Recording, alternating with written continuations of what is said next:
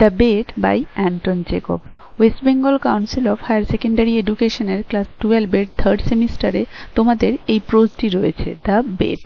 এই ক্লাসে the bet থেকে ক্লজ আইডেন্টিফিকেশন বেসড সমস্ত ধরনের গুরুত্বপূর্ণ এমসিকিউজ নিয়ে আলোচনা করে দেব। তো আশা করি ক্লাসটা তোমাদের আগামী পরীক্ষার প্রস্তুতিতে খুবই হেল্পফুল হবে, তাই কেউ মিস করবে না, প্রথম থেকে শেষ পর্যন্ত মন দিয়ে দেখবে। বেশি সময় নষ্ট না করে ডাইরেক্ট কোয়েশ্চেন আনসার আলোচনাতে চলে যাই। কোয়েশ্চেন নাম্বার 1 দেখো, identify the main clause in the sentence the lawyer agreed to the bet because he believe in his endurance. Question number 1-এ বলেছে এই সেন্টেন্সে মেইন ক্লজকে আইডেন্টিফাই করতে হবে। The lawyer agreed to the bet because he believed in his endurance. এখানে main clause কোনটা? The lawyer agreed to the bet because he believed in his endurance. The lawyer agreed he believed in his endurance, কোনটা হবে? দেখো main clause এখানে হচ্ছে the lawyer agreed to the bet, এটা হয়ে যাবে এখানে main clause. So option A will be the right answer.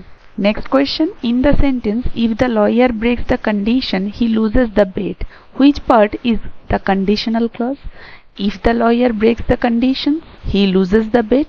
If the lawyer breaks the condition, এখানে conditional clause হয়ে যাবে option number A. If the lawyer breaks the condition, এটা হচ্ছে conditional clause. Option A will be the right answer. Next question number 3, determine the relative clause in the banker who was wealthy proposed the bet. Option, the banker who was wealthy proposed the bet. The banker who, দেখো এখানে relative clause খুঁজতে বলেছে, তাহলে who was wealthy, option B হয়ে যাবে right answer. Next, which part of the sentence is the adverbial clause in the lawyer stayed in the cell until the end of the term? এই সেন্টেন্সের মধ্যে adverbial clause কোনটা? তাহলে adverbial clause subordinate ক্লজের আন্ডারে পড়ছে, তাহলে প্রথমে দেখে নেব ডিপেন্ডেন্ট বা সাবঅর্ডিনেট ক্লজ কোনটা, সেটাই হয়ে যাবে। তো অপশনস রয়েছে the lawyer stayed in the cell until the end of the term, stayed in the cell. দেখো বাকিগুলো তো হচ্ছে না, until the end of the term. দেখো এখানে এইটা হচ্ছে ডিপেন্ডেন্ট ক্লজ বা সাবঅর্ডিনেট ক্লজ, এবং এই ক্লজটা টাইম উল্লেখ করেছে। আমরা জানি অ্যাডভার্ব অফ টাইম হয়, তাহলে অ্যাডভার্বিয়াল ক্লজ অফ টাইম, এইটা হয়ে যাবে right answer option C, until the end of the term. Next, identify the noun clause in what the lawyer read during his confinement is unknown. এখানে noun clause কোনটা identify করতে হবে। What the lawyer read during his confinement is unknown. What the lawyer, তাহলে দেখো এখানে noun clause হচ্ছে what the lawyer read, এটা এখানে নাউনের জায়গায় বসেছে, সো এটা হয়ে যাবে noun clause.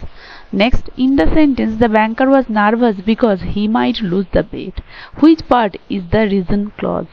এখানে অ্যাডভার্ব ক্লজ খুঁজতে বলেছে, কারণ অ্যাডভার্ব ক্লজ অফ রিজন আমরা জানি। So options, the banker was nervous because he might lose the bet, he might lose the bet because he, দেখো because he might lose the bet, option B হয়ে যাবে right answer, কারণ এটা এখানে রিজনটাকে ব্যক্ত করছে, তাহলে এটা হয়ে যাচ্ছে রিজন ক্লজ বা প্রকৃতপক্ষে অ্যাডভার্বিয়াল ক্লজ।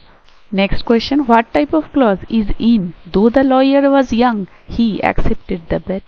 এখানে কোন ক্লজ রয়েছে? Conditional, adverbial, relative, noun.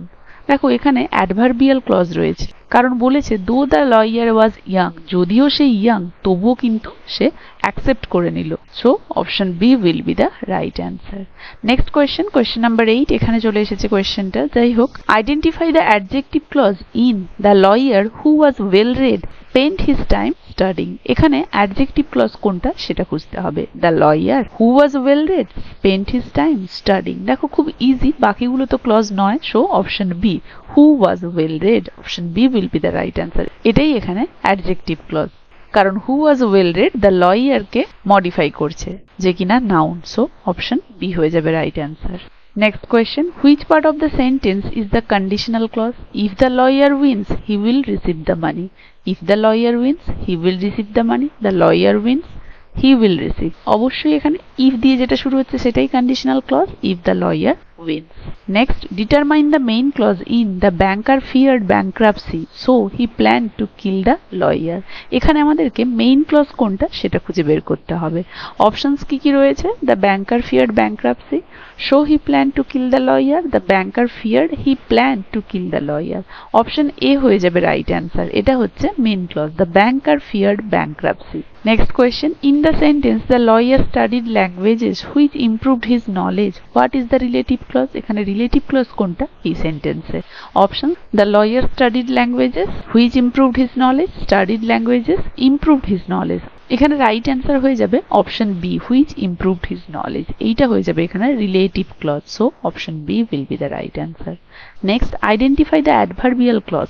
The lawyer remain silent as he had promised. এই সেন্টেন্সে আমাদেরকে অ্যাডভার্বিয়াল ক্লজ খুঁজে বের করতে হবে। তাহলে এখানে দেখতে পাচ্ছি সেন্টেন্সের রিজন দেওয়া রয়েছে, so option the lawyer remain silent as he had promised, remain silent he had promised. দেখো as he had promised reason দেওয়া রয়েছে, যেহেতু সে প্রমিস করেছিল তাই সে চুপ ছিল। Option B will be the right answer, কারণ এখানে অ্যাডভার্বিয়াল ক্লজ অফ রিজন প্রয়োগ হয়েছে। Next, what type of clause is in the banker who was desperate considered murderer. এই সেন্টেন্সে যে সাবঅর্ডিনেট ক্লজটা রয়েছে সেটা কোন ধরনের ক্লজ? নাউন ক্লজ, না অ্যাডজেক্টিভ ক্লজ, অ্যাডভার্ব ক্লজ, নাকি কন্ডিশনাল ক্লজ? দেখো the banker who was desperate, তাহলে এখানে হু ওয়াজ ডেসপারেট এই যে সাবঅর্ডিনেট ক্লজটা রয়েছে এটা ব্যাংকারকে মডিফাই করছে, ব্যাংকার নাউন, তাহলে এটা হয়ে যাচ্ছে adjective clause, so option B will be the right answer.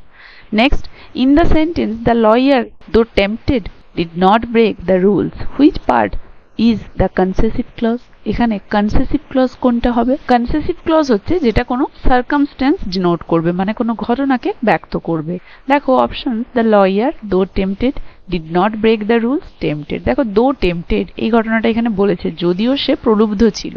Option B হয়ে যাবে এখানে right answer. Next, determine the noun clause in whether the lawyer would win was uncertain. এই সেন্টেন্সে নাউন ক্লজ কোনটা সেটা খুঁজতে হবে।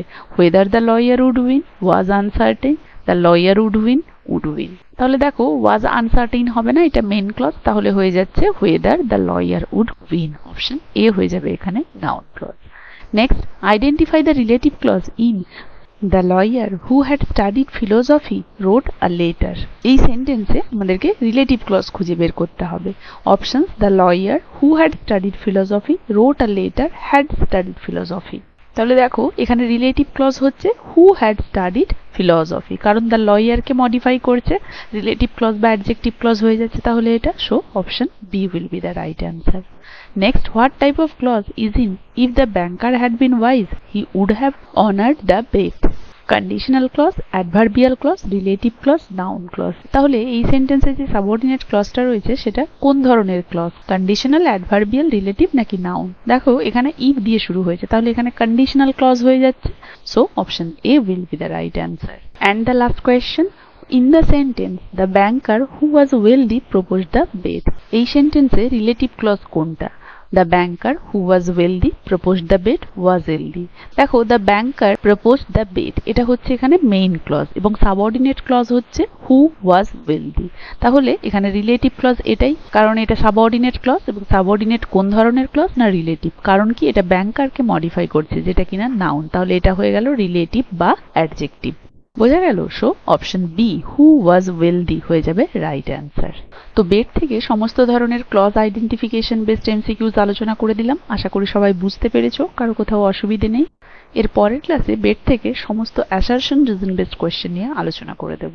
তো এই ক্লাসটা আপাতত এখানেই শেষ। কার কেমন লাগলো জানাবে, ভালো লাগলে একটা লাইক আর শেয়ার করে দেবে, আর যারা যারা এখনো আমার চ্যানেলটা সাবস্ক্রাইব করোনি কাইন্ডলি চ্যানেলটা সাবস্ক্রাইব করে দেবে এবং বেল আইকনটা অবশ্যই প্রেস করে দেবে, তাহলে পরবর্তী ক্লাসের নোটিফিকেশন তোমাদের কাছে ইজিলি পৌঁছে যাবে।